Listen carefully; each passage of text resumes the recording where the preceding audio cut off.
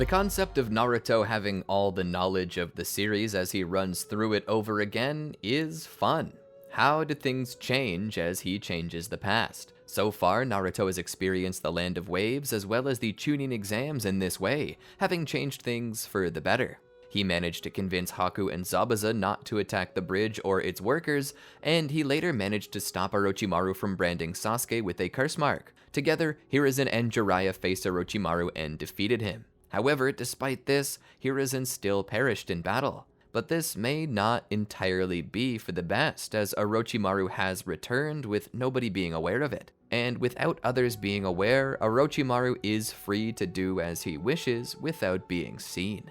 Welcome to the Amagi. Before we begin, only 25% of our viewers are subscribed, so if you're a fan of the video, please like and double check if you are subscribed. And with that out of the way, let's get into the video. It had been determined that Tsunade would be the one to replace Hiruzen as Hokage, so Naruto and Jiraiya were both sent to recruit her. Naruto was pretty optimistic about the whole situation. Without Orochimaru in the way to serve as a catalyst, there was no need to fear. Sasuke would no longer have a reason to leave the village, but there were still issues to iron out if he wanted Sasuke not to turn on Konoha. He had to admit the truth. While Orochimaru had set him on this path, it was not Orochimaru that had determined that Sasuke should fall to hatred. That was Sasuke himself, based on the information that he had been presented about the death of his clan, and the involvement of Danzo Shimura, the leader of Root. Eventually, that information would come out, and that's what would set him on a collision course with Konoha. Naruto was currently wondering how to possibly stop his friend from going rogue. What could he do? As he thought these things, both he and Jiraiya were passing through a small town where they would rest for the day. But as they were preparing to rest, it became increasingly obvious that there was someone following them. Naruto knew as much. Itachi and Kisame would not long after appear on their own. At about that time, Sasuke shows up to face Itachi and is then immediately skunked by his older brother, who not only breaks his arm, but casts him under the Tsukiyomi to experience what could be any amount of time of suffering. That was what was scary about Tsukiyomi. It was such a powerful genjutsu that one could be driven mad simply by being subjected to it. One might even be killed by it. Naruto, however, tried not to fear for Sasuke, as Sasuke would not be killed by the Tsukiyomi. He knew that much. Itachi was in it to protect his brother, not to kill him in cold blood. Together, along with Might Guy, who would suddenly appear, they managed to push the two Akatsuki members back. Might Guy would take Sasuke to Konoha with him, allowing Naruto and Jiraiya to continue on their journey. As they made their way forward, they found themselves in the Tanazuka quarters. There was a large festival going on, which would make it a lot harder to find Tsunade, or so Naruto would normally say if he didn't already know where to find her. Together, the two of them located Tsunade in an old pub, having drunken herself into a stupor. Coming to her, they began to speak, telling her about Hiruzen and the village's need for a Hokage. "Why should I care about Konoha? The job of Hokage is useless." This angered Naruto, just as it had before, but he maintained a calm demeanor. As the group argued amongst themselves, it became increasingly obvious that she was not going to come back with them. Despite everything they tried, they could not convince Tsunade to come back to Konoha and be Hokage. Without her, not only would the village have to find a different fifth Hokage, but Rock Lee's injuries would never heal. Naruto began to spill his guts to her, telling her the whole truth. The truth about having seen this all happen before, about having experienced it, and about how he was trying to change things for the better, but only seemed to be making it worse at the current moment. Tsunade told him if that was so, he shouldn't have started messing with time. Naruto begged her all the more, but she refused him and returned to her life without so much as a goodbye. Naruto began to think that because they had killed Orochimaru earlier, Tsunade did not have a reason to join them. Originally, Orochimaru had gotten into a fight with Tsunade, and only after fighting alongside Naruto and Jiraiya did she decide to join. But now that Orochimaru had been killed, they didn't have an altercation with which to forge bonds over, and now, because of that, she would not return to Konoha with them. Naruto could only imagine who they would pick in her stead, as if he didn't already know. So as they returned, they delivered the news that Tsunade wasn't coming back, which caused the heads of the village to panic a little. They would, having been left with little choice, choose Danzo as the fifth Hokage. Naruto began to wonder if Kakashi and Sasuke would wake up from their Tsukiyomi genjutsu. Without Tsunade to pull them out, would they both not be caught in it forever? Just around the time he was thinking that though, they woke up. "You're awake!" Naruto shouted, confused by this. He then remembered that Itachi wasn't truly a villain, and that he likely didn't want Kakashi and Sasuke to suffer. Finally able to get up and walk around, Sasuke grew more and more angered. angry at Naruto. He knew how strong Naruto had become, all while Sasuke himself seemed to be stagnating no matter how hard he trained. Sasuke had to prove himself, and so he challenged Naruto to a fight on the roof of the hospital. Naruto remembered this fight. Back then, he had known that he probably would have beaten Sasuke, and he knew that now, with as much skill and power as he had, he would without a doubt win if he put his mind to doing so. But for the sake of trying not to mess up as much as possible, he attempted to pretend he was struggling in the fight. Eventually, Kakashi would intervene and stop the two boys from killing each other, or so he thought, as Naruto was really never of the mind to go that far. Sasuke, however, was planning to go that far. Kakashi would scold them. "You should never use those moves with the intent to kill your teammate." He was disappointed in them and decided to separate them for a time. Naruto tried not to let it bother him, but Sasuke it bothered. As he went home to rest for the day, he would suddenly feel a presence of darkness in his room. He would lay there silently as it drew closer. Sasuke would pull a kunai from below his pillow and would point it at the man who was skulking in the darkness of his room, only to see Orochimaru standing there. "You, I thought you were killed." Orochimaru would smile. "You might have thought so, but here I am." Sasuke sat there. "What do you want? What's with your fixation on me?" Orochimaru smiled. "I am but a humble scientist. You possess such great potential, and I want to help you squeeze out every ounce." Sasuke was skeptical. "No, there's gotta be more than that. What is it?" Orochimaru smiled a little brighter. "Not long ago, Itachi took something from me. I seek revenge on him like you do." "And what did he take from you?" Sasuke asked. Orochimaru's smile turned into a big, toothy grin. "That's not for you to know. But what you should know is that I possess the means to make you stronger. If you come with me, I will make you strong enough to surpass Naruto and kill Itachi." "How?" Sasuke asked. Orochimaru then spoke. "I can give you a curse mark. If I give it to you, you will grow stronger exponentially. There is a 90% chance that you die. But if you survive, there will be improvement. And with the resources I can provide you, you will grow even stronger and faster. But make no mistake, it will be hard and oftentimes very painful." Sasuke glared at Orochimaru. "If you can make me strong enough to kill Itachi, then why would I say no?" Orochimaru laughed a bit. "Good answer. Allow me to begin the process." He would bite Sasuke's neck and give him the curse mark of heaven. Sasuke would cry out in agony, but as time passed, Orochimaru was adamant that Sasuke's body was going to accept the curse mark. He then administered some medicine and sealed Sasuke up to allow his curse mark to mature to its version 2 form. Orochimaru, followed by the remnants of the Sound 4, would make his way out of the village. It wasn't until the next day that Naruto realized that Sasuke was gone. He'd be told by Sakura and many others that Sasuke's whereabouts were unknown. Naruto began to wonder, is it possible that he still left the village? But where would he go? Kakashi would show up to speak with them. "I don't know how and I don't know why, but I found this in Sasuke's room." He held up a strange, translucent object. At first, Naruto had no clue what it was supposed to be, but then he realized it. It's a shed snakeskin. Naruto was shocked. Jiraiya had told Naruto that Orochimaru had been killed by Hiruzen. Was it possible that this was maybe Kabuto? Either way, Sasuke was still likely on his way to Otogakure, and they needed to stop him. So they formed up a team and began to chase after Sasuke. Naruto couldn't help but think about how little everything changed, despite him knowing and attempting to manipulate events. Frankly, it seemed as if time was actively attempting to avoid being changed.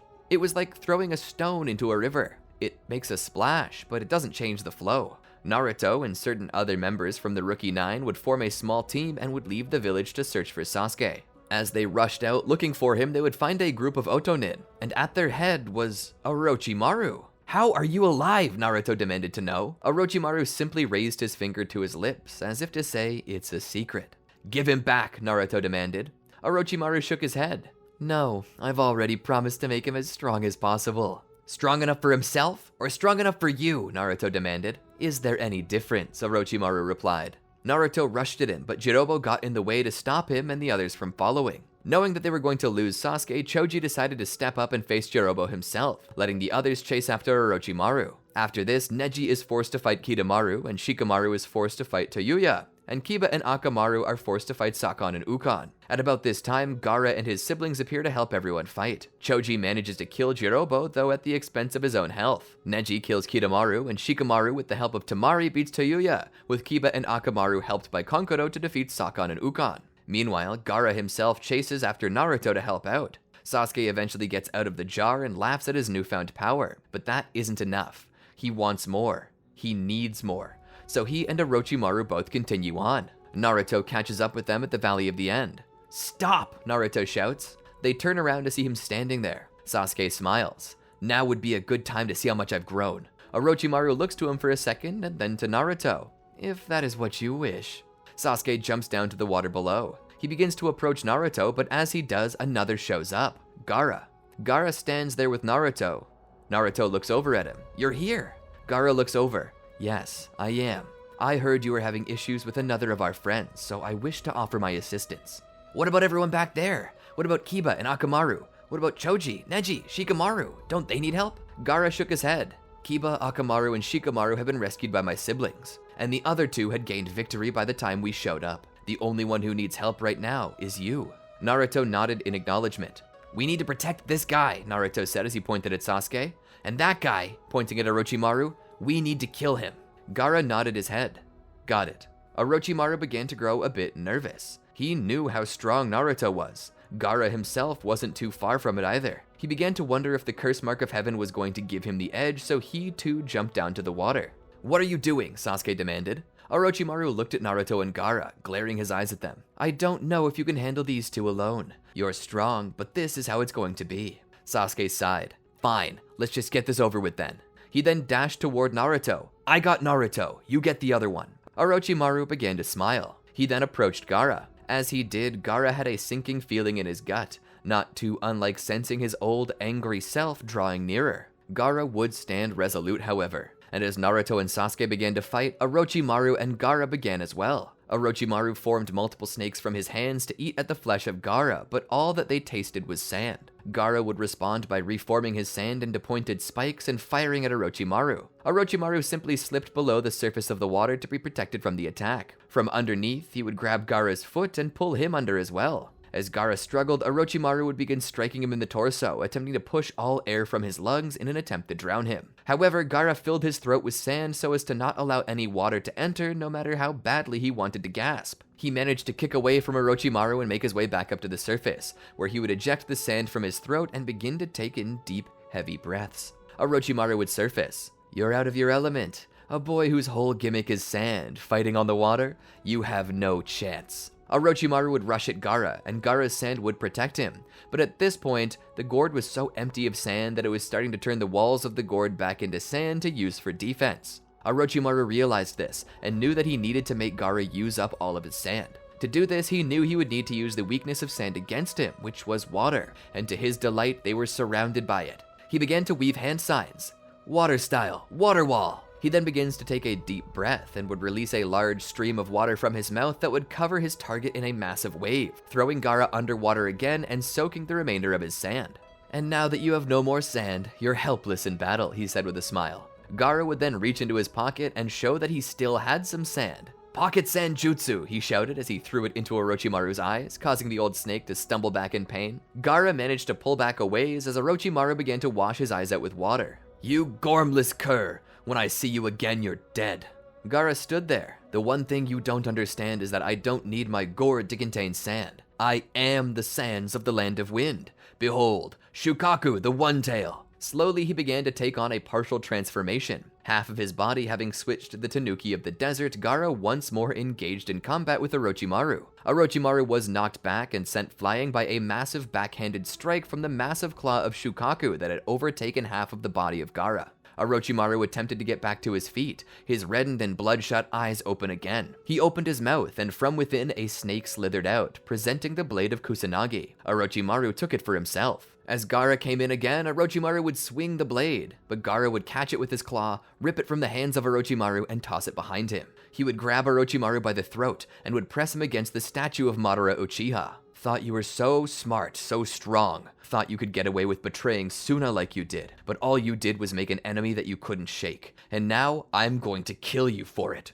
Gaara's other hand turned into a sand-constructed spike. As he went to stab Orochimaru with it, Gaara suddenly stopped. Looking down, he saw that Orochimaru had bid his blade back with his fingers, and that the blade was now impaling him through the back and out of the chest. Gaara would look up at Orochimaru and sneer as blood began to pour from his mouth. He would raise his spiked arm up again to finish the job, but the blade was pulled even deeper, and then even twisted. Gaara coughed up blood onto Orochimaru. Orochimaru kicked Gaara away as Gaara's strength began to fail him.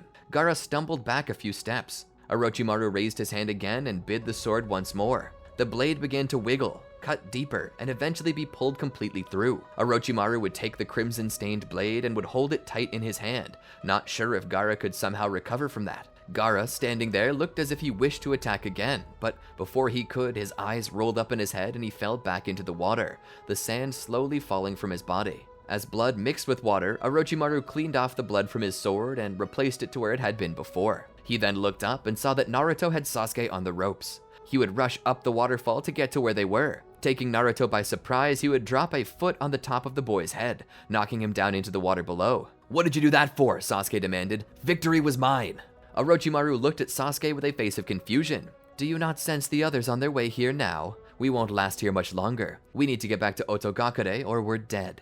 Sasuke stopped and thought about it. He sensed many shinobi, jonin even, among which was Kakashi heading his way. He then agreed, "Let's leave." So the two of them began to escape. Naruto floated there in the water silently for a moment until he raised up and looked around to find Gaara. Naruto came to him and held him up in his arms. "Please, tell me you're okay," Naruto cried. By the look of the wound, he was certain Gaara was not, but Naruto needed to be certain. Searching for a pulse, he found nothing. Naruto's eyes began to well up with tears. This was not supposed to happen. It was at about this time that Kakashi appeared. He ran over and saw Naruto holding onto the body of Gaara. Kakashi walked over and knelt down. "Kakashi, I failed him. I got him killed." Kakashi shook his head. No, Gaara knew the risks. Naruto looked at Kakashi. "Orochimaru, I don't know how, but he's back." Kakashi thought about this. He then pushed it from his mind. "Naruto, are you okay?" He began checking Naruto's head and arms for fractures. He pulled away. "I'm fine, but it's everyone else who's in rough shape. We didn't even get Sasuke back. He didn't want to come back to the village. He wanted to go with Orochimaru." Kakashi stood. He helped pull Naruto up as well. "We'll take the body back with us to Konoha." "Wait, we're not gonna pursue Orochimaru and Sasuke?" Kakashi shook his head. "Naruto, it's raining. The trail will be almost non-existent. There'll be no way to track them." Naruto seemed to lose heart a little, but then he realized that he'd been through this before, and that he knew exactly where the two would eventually end up. He needed to speak with Jiraiya. As Kakashi and Naruto made their way back to Konoha with the body, they would deliver it to Temari and Kankuro. Temari would look at it as tears began to fill her eyes. The same was true for Kankuro. But as Kankuro continued to cry, Temari looked up at Naruto. "How could you let this happen?" Naruto looked down silently. "I'm sorry. It wasn't my intent. I couldn't handle Sasuke and Orochimaru, so Gaara chose to fight Orochimaru, and I fought Sasuke. At some point, Orochimaru must have gotten the better of him. I'm sorry." Bad blood seemingly began to form in the hearts of Temari and Kankuro over Naruto, and Naruto knew this much. The two of them took the body of Gaara back to Suna to bury him beside their parents. Jiraiya would pat Naruto on the back. Naruto would simply walk away. He would go to the park and sit down on a bench, and Jiraiya wasn't far behind. "Do we need to talk?" Jiraiya asked. Naruto nodded. "Things have just been going really wrong recently. Tsunade didn't become Hokage, and now this? Somehow Orochimaru has come back to life, and despite our best efforts to stop Sasuke from leaving, he did. And now Gaara's dead." Jiraiya nodded. "When one messes with time, a butterfly effect can occur, and those can be unpredictable. Have you considered telling the Hokage about what you're experiencing? Maybe he can help." Naruto shook his head. "I can't trust Danzo. He's the reason the Uchiha were massacred." Jiraiya was surprised. "Wait, what?" Naruto began to explain Itachi's situation. Jiraiya was left stunned. "I had no idea." Naruto then continued. "I don't know how much I should change, or if I should continue changing anything. I just keep messing everything up." Jiraiya sat there for a moment and thought. "You know, maybe you're just not changing enough." Naruto looked at him in surprise. "Weren't you the one who told me that I should be careful with what I change?" Jiraiya thought about this. "Yeah, but you've already changed so much, so why stop now? If you want to make this better, then maybe you need to change more. If time is favoring its original course with as few alterations as possible, then maybe you should just alter it as much as possible. A single pebble in the river doesn't do much more than make a splash, but enough pebbles added in and suddenly the river's starting to flow differently. So try telling me everything that's set to happen, and maybe we can change it for the better." Naruto nodded. "Okay, I do know that Sasuke and Orochimaru will eventually be at a secret base, not far from the Tenchi Bridge. I don't know when they get there, but they will be there in about 2.5 years. Beyond that, the Akatsuki will start taking tailed beasts because they wish to awaken the Ten Tails, and that means they'll target every Jinchuriki in the world at some point in time. They're currently based in Amagakure, and their leader is Pain, also known as your student, Nagato, the guy with the Rinnegan, but he's secretly being manipulated by Obito Uchiha, who is secretly being manipulated by Madara, who is secretly being manipulated by Black Zetsu, who is secretly manipulated by a celestial being known as Kaguya Otsutsuki, all with the single goal of awakening the Ten Tails and casting the infinite Tsukiyomi. Itachi's on our side and is likely offering information to Konoha on a regular basis, though he's sick and will soon invite Sasuke to kill him. Just listening to all this had Jiraiya seeing stars. His mind was overloaded by the sheer number of events. But the one that had knocked him off his kilter the most was that Nagato was the leader of the Akatsuki, and that he had somehow turned rotten.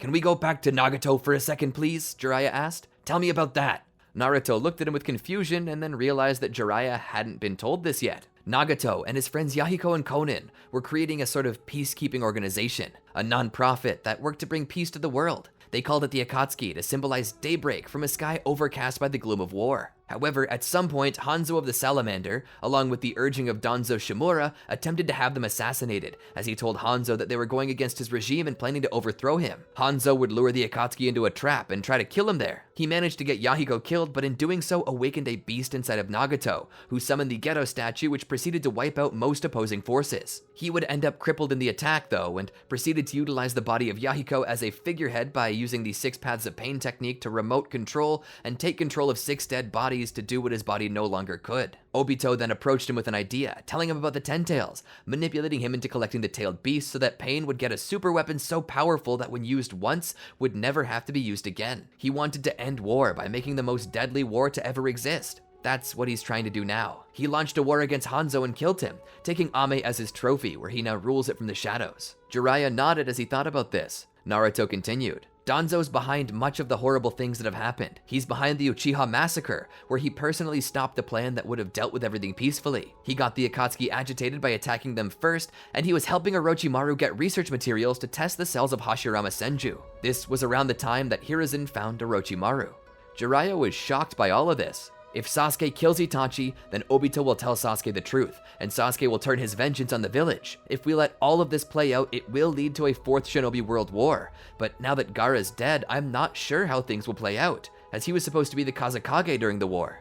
Jiraiya was listening intently. Then it sounds like we've got a lot to change. Where do we start? Naruto thought about it. I would say we need to get Danzo removed from office and replaced with another. Normally, Kakashi ends up Hokage after Tsunade, but since Tsunade was never the Hokage, he'll have to come after Danzo. Once we do that, we'll need to go after Orochimaru and Sasuke, and we'll need to bring Sasuke back with us to the village, and we'll need to inform him on what we found in regards to Danzo and be honest with him. We should use that truth bomb to try and pull Itachi back and hope that his goodwill is enough to keep Sasuke from flipping out on the village. Make him feel like he got justice. Then we need to go to Amegakure, stop Pain, and destroy the Rinnegan, and ensure it can't be used by Obito and Zetsu. That should throw a wrench in their plans. We also need to capture Kabuto to ensure that he doesn't teach Obito the Ito Tensei technique. We then need to lure Obito and Zetsu to us by helping Sasuke awaken his Rinnegan. We can do that by giving him blood transfusions from myself, as well as some cells from Hashirama Senju. All of that will make the perfect bait for Zetsu and Obito. When they come to the village, the first thing we must do is destroy Zetsu and be sure that he's destroyed. Then after that, it might be possible to talk Obito out of what he's doing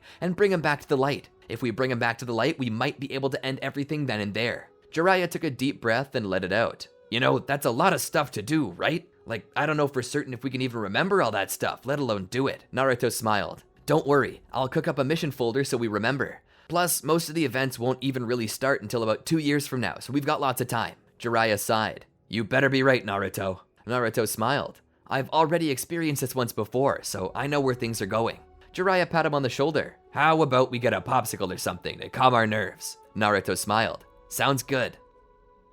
And that's where I'm planning to pause it for now. I hope you all enjoyed the video. If you did, be sure to let us know in the comments below. What do you think should happen in the next one? Don't be shy, tell us all about it. And while you're at it, be sure to like this video. If you've yet to subscribe, be sure to do that too, and ring the bell so you don't miss out on any new chapters as they release. And while you wait for the next chapter, try one of these videos here. I'm sure you'll like it. Anyway, until next time, peace out.